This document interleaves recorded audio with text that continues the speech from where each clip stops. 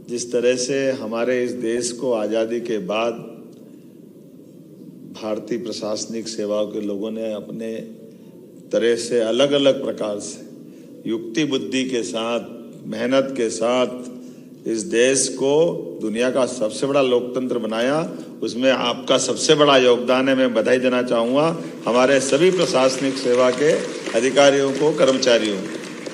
और क्या राज्य प्रशासनिक सेवा, चाहे राज्य के केंद्र प्रशासन में, तो मान के चलता हूँ कि ये जो हमारी परमात्मा की लीला है इस अवसर पर, लेकिन कुछ उदाहरण हमको बड़े भी देखना पड़ेंगे, जिसकी तरफ से हम अपने अतीत के गौरवशाली पृष्ठ पे भी ध्यान दें।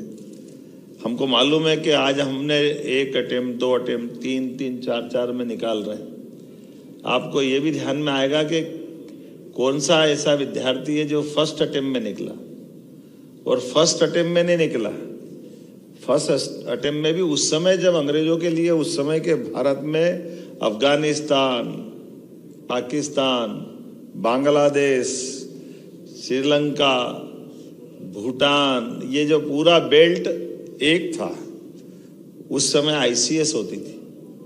और आईसीएस की उस एग्जाम में ये जो घमंड था अंग्रेजों को कि हाँ हम बहुत बुद्धिमान हैं, हमारे खून में कुछ विशेष गुण है, पता नहीं ये क्यों बीमारी हो जाती किसी किसी की, लेकिन हो जाता अहंकार। उनने अपने युक्ति बुद्धि से जब राज्य बना लिया, वो भूल गए कि ये सत्ता, सुख, राज्य, अधिकार, इसके आगे भी कुछ है।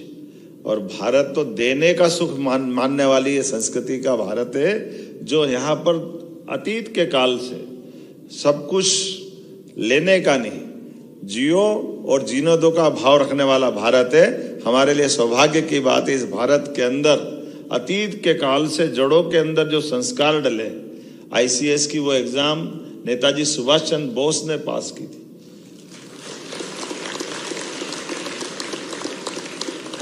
और 23 साल की उम्र में पास की, और केवल पास करने में विश्वास नहीं था, उस समय की वो प्रावीण्य सूची में भी आए।